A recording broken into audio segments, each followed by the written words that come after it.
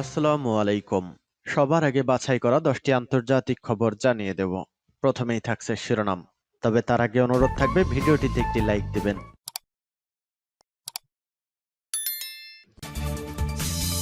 গাজা থেকে ইসরায়েলি সেনা প্রত্যাহারের দাবিতে ছাড় নয় ঘোষণা হামাসের।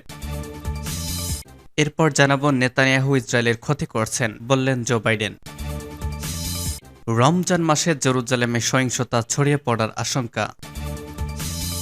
আরও জানাবো গাজার পথে মার্কিন সামরিক জাহাজ তৈরি হবে ভাসমান বন্দর। এবং সর্বশেষ থাকবে পাকিস্তানের ইতিহাসে প্রথমবারের মতো ভোট বেচাকেনা হয়নি, বললেন আচাকজাই। গাজা থেকে ইসরায়েলি সেনা প্রত্যাহারের দাবিতে ছাড় নয় বলছে হামাস। অবরুদ্ধ গাজা উপত্যকা থেকে সকল ইসরায়েলি সেনা পুরোপুরি প্রত্যাহারের দাবিতে অনড় থাকার প্রত্যয় ঘোষণা করেছে হামাস। সংগঠনের সামরিক বাহিনী ইজ্জাদ্দিন আল কাসাম ব্রিগেডের মুখপাত্র আবু ওবায়দা টেলিভিশনে সম্প্রচারিত এক অডিও বক্তব্যে এই প্রত্যয় ঘোষণা করেছেন। তিনি বলেন, আমরা কেবলমাত্র তখনই শত্রুর সঙ্গে বন্দি বিনিময় চুক্তিতে যাব যখন গাজা উপত্যকার ওপর আগ্রাসন পুরোপুরি বন্ধ করে সকল ইসরায়েলি সেনা প্রত্যাহার করা হবে। এক্ষেত্রে আমরা বিন্দুমাত্র ছাড় দিতে রাজি নই। আবু ওবায়দা আরও বলেন, ফিলিস্তিনি জনগণের জন্য অবাধ ত্রাণ সরবরাহ, বাস্তুচ্যুত মানুষদের তাদের ঘরবাড়িতে প্রত্যাবর্তন এবং গাজা পুনর্গঠনের দাবিও মেনে নিতে হবে। গাজা উপত্যকায় সামরিক আগ্রাসনের পাশাপাশি অবরোধ কঠোর করার মাধ্যমে এই ভূখণ্ডে সর্বাত্মক দুর্ভিক্ষ চাপিয়ে দিয়েছে ইহুদিবাদী ইসরায়েল। ফিলিস্তিনি ভূখণ্ডে ইহুদিবাদী সেনাদের বহু বছরের গণহত্যা ও নিপীড়নের প্রতিবাদে গত 7 অক্টোবরে ইসরায়েলের অভ্যন্তরে আল আকসা তুফান অভিযান চালায় হামাসের নেতৃত্বাধীন প্রতিরোধ আন্দোলনগুলো। তারা 250-এর মতো ইসরায়েলিকে পণবন্দী হিসেবে আটক করে গাজায় নিয়ে আসেন। এসব পণবন্দীকে উদ্ধারের অজুহাতে 7 অক্টোবর থেকেই গাজায় ভয়াবহ আগ্রাসন শুরু করে তেল আবিব, যা এখনও চলছে। হামাসকে ধ্বংস করে পণবন্দীদের জীবিত উদ্ধারের যে ঘোষণা ইহুদিবাদী প্রধানমন্ত্রী নেতানিয়াহু দিয়েছিলেন তা এখনো পর্যন্ত বাস্তবায়িত হয়নি। হামাস বলেছে, তাদের সঙ্গে চুক্তি করা ছাড়া কোনো পণবন্দীকে উদ্ধার করা যাবে না।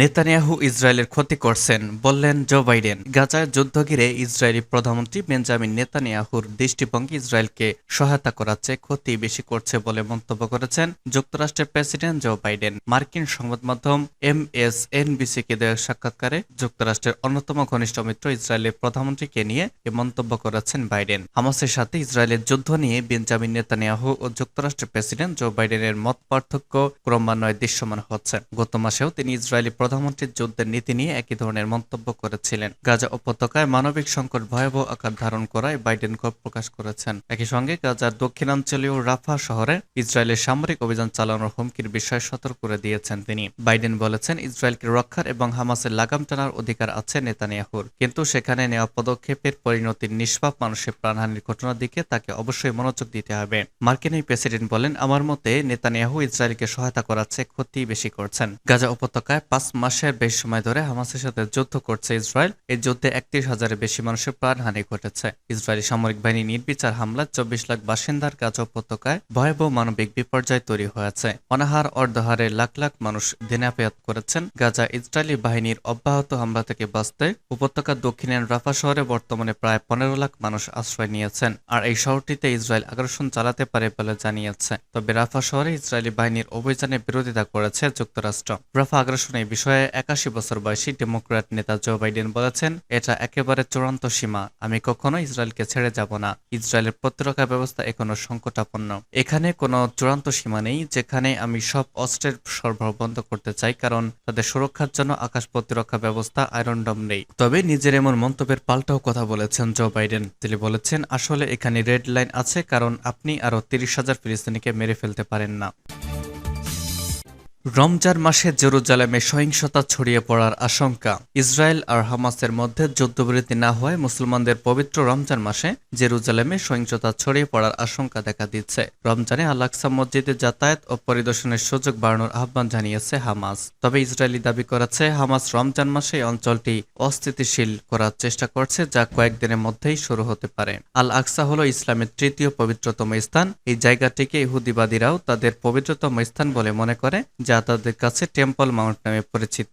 কখনো কখনো এই জায়গাটি ইসরায়েল ফিলিস্তিনি সংঘর্ষের ফ্ল্যাশ পয়েন্ট হয়ে দাঁড়ায়। চাঁদ দেখা গেলে আগামী 11 মার্চ জেরুজালেমে পবিত্র রমজান মাস শুরু হবে। এই সপ্তাহে আল আকসা মসজিদ প্রাঙ্গণ পরিদর্শনের সময় সেখানকার পরিবেশ শান্ত দেখা গেছে, কিন্তু ফিলিস্তিনিদের মনে চিন্তা ছিল যুদ্ধ নিয়ে। লোকেরা নিয়মিত রমজানের ঐতিহ্য উদযাপন এবং উপভোগ করতে পছন্দ করে, কিন্তু এবছর আর তা কিছুই হবে না। অনেকটা কষ্ট নিয়ে কথাগুলো বলেছিলেন আয়াত নামে একজন নারী। রোজার শুরুতে 40 দিনে একটি যুদ্ধবিরতি কার্যকর হওয়ার কথা থাকলেও শেষ পর্যন্ত তা ভেস্তে গেছে। যদিও মিশরের একটি সূত্র বলছে ইসরায়েলের সাথে একটি চুক্তিতে পৌঁছাতে তারা হামাসের প্রতিনিধি দলের সাথে আজ দেখা করবে। গতকাল ইসরায়েল বলেছে তাদের গোয়েন্দা প্রধান মার্কিন প্রতিপক্ষের সাথে দেখা করেছেন, কারণ তারা কয়েক ডজন বন্দীকে মুক্ত করে আনার চেষ্টা অব্যাহত রেখেছে। এরপর ইসরায়েলি প্রধানমন্ত্রীর দপ্তর একটি বিবৃতি প্রকাশ করেছে। সেখানে বলা হয়েছে হামাস তার অবস্থানে অটল রয়েছে, তারা আসলে কোনো চুক্তিতে আগ্রহী নয়। এদিকে আল আসাম মসজিদ ঘিরে কড়া নিরাপত্তা ব্যবস্থা জারি রেখেছে ইসরায়েলি পুলিশ। মসজিদ কমপ্লেক্সের প্রতিটি গেটে কন্ট্রোল অ্যাক্সেস চালু করা হয়েছে। 1947 সালে যুদ্ধের মাধ্যমে ইসরায়েল এবং এই অংশ সহ পূর্ব জেরুজালেম দখল করেছে, তাই এটি স্থানটি ফিলিস্তিনিদের কাছে সংগ্রামের একটি প্রতীক হয়ে উঠেছে। এখানে প্রায় ইসরায়েলি নিরাপত্তা বাহিনী এবং ফিলিস্তিনিদের মধ্যে সংঘর্ষ ঘটনা ঘটে। এসব ঘটনায় বেশিরভাগই হয় রমজান মাসেই। এই জায়গাটিকে ইহুদিবাদীরা তাদের পবিত্রতম স্থান মনে করলেও এখানে তাদের ধর্মীয় প্রার্থনা করার অনুমতি নেই, তারা শুধু এই জায়গাটিকে প্রবেশ করতে পারে। গাজার পথে মার্কিন সামরিক জাহাজ, তৈরি হবে ভাসমান বন্দর। অবরুদ্ধ গাজার ফিলিস্তিনির জন্য যাতে সমুদ্র পথে ত্রাণ পাঠানো যায়, সেজন্য গাজা উপকূলে একটি ভাসমান বন্দর নির্মাণ করতে যাচ্ছে যুক্তরাষ্ট্র। ইতোমধ্যেই প্রক্রিয়া শুরু করেছে ওয়াশিংটন। বন্দর নির্মাণের সরঞ্জাম নিয়ে মার্কিন সামরিক বাহিনীর একটি জাহাজ এরই মধ্যে মধ্যপ্রাচ্যের দিকে রওনা হয়েছে। বিবিসি জানিয়েছে, মার্কিন সামরিক বাহিনীর পক্ষ থেকে বলা হয়েছে, গতকাল ভার্জিনিয়ার একটি সামরিক ঘাঁটি থেকে সাহায্যকারী জাহাজ জেনারেল ফ্রাঙ্ক এস বেসন গাজার পথে রওনা হয়েছে। সম্প্রতি মার্কিন প্রেসিডেন্ট জো বাইডেন সমুদ্রপথে গাজায় ত্রাণ সহায়তা পাঠাতে গাজা উপকূলে একটি ভাসমান বন্দর নির্মাণের কথা বলেন। গত বছরের 7 অক্টোবর থেকে গাজা অভিযান চালাচ্ছে ইসরায়েল। 5 মাস পেরিয়ে যাওয়া এই যুদ্ধ গাজাকে ধ্বংসস্তূপে পরিণত করেছে। জাতিসংঘ সতর্ক করে বলেছে, গাজায় শিশুরা অনাহারে মারা যাচ্ছে, সেখানে দুর্ভিক্ষ প্রায় অনিবার্য।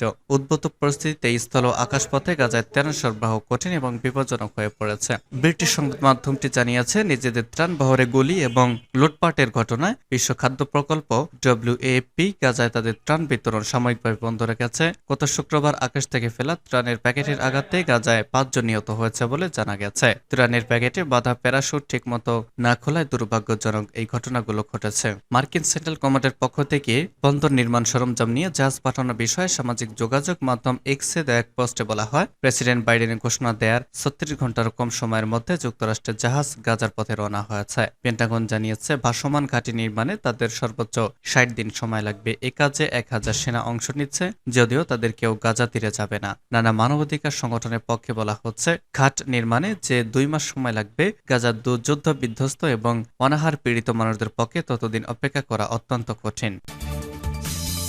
এবং সর্বশেষ জানাবো, পাকিস্তানের ইতিহাসে প্রথমবারের মতো ভোট বেচাকেনা হয়নি, বললেন আচাকজাই। পাকিস্তানি প্রেসিডেন্ট নির্বাচন অনুষ্ঠিত হয়েছে শনিবার। এই নির্বাচনের মাধ্যমে দ্বিতীয়বারের মতো দেশটির প্রেসিডেন্ট হিসেবে নির্বাচিত হয়েছেন Pakistan Peoples Party PPP co chairman Asif Ali Zardari. নির্বাচনে জারদারি 255 ভোটে জয়ী হয়েছেন। অন্যদিকে তার বিরুদ্ধে প্রেসিডেন্ট পদে লড়েছেন পাকিস্তান থেকে ইনসাফ PTI সমর্থিত সুন্নি ইত্তেহাদুল কাউন্সিলের মাহমুদ খান আচাকজাই। গতকালের নির্বাচনে তিনি পেয়েছেন 119 ভোট। তবে প্রেসিডেন্ট পদে হেরে গিয়েও নির্বাচনী প্রক্রিয়ার প্রশংসা করেছেন আচাকজাই। তাকে যেসব সংসদ সদস্য ভোট দিয়েছেন তাদের প্রতি কৃতজ্ঞতা প্রকাশ করেছেন তিনি। এক্সপ্রেস ট্রিবিউন জানিয়েছে, নির্বাচনের পর সংসদ ভবনের বাইরে সাংবাদিকদের দেওয়া সাক্ষাৎকারে আচাকজাই বলেন, পাকিস্তানের ইতিহাসে প্রথমবারের মতো ভোট বেচাকেনা হয়নি। নির্বাচন চমৎকার পরিবেশে হয়েছে। আমি আমার প্রার্থিতা সমর্থন করার জন্য PTI এর কাছে কৃতজ্ঞ। তিনি আরো বলেন, এই নির্বাচনে অনন্য কিছু ঘটেছে। আগে সংসদ সদস্যদের পণ্য হিসেবে বিবেচনা করা হতো, কিন্তু এখন একটি পরিবর্তন এসেছে, যা ইতিবাচক উন্নয়ন হিসেবে বিবেচনা করা যেতে পারে। PTI সমর্থিত প্রার্থী আরো বলেন, কিছু মানুষ বিশ্বাস করে পাকিস্তানে সবকিছু কেনাবেচা করা যায়, কিন্তু এখনো এমন কিছু মানুষ আছে যারা এই ধারণার বিরোধিতা করে, আর তাদের মধ্যে একজন হতে পারে আমি কৃতজ্ঞ। কিছু সংসদ সদস্য তাদের দলীয় নেতাদের নির্দেশের কারণেই তাকে ভোট দিতে পারেননি বলে উল্লেখ করেছেন আচাকজাই। বলেছেন, একজন তরুণ সংসদ সদস্যকে সতর্কতা জারি করা সত্ত্বেও তিনি আমাকে ভোট দিয়েছেন।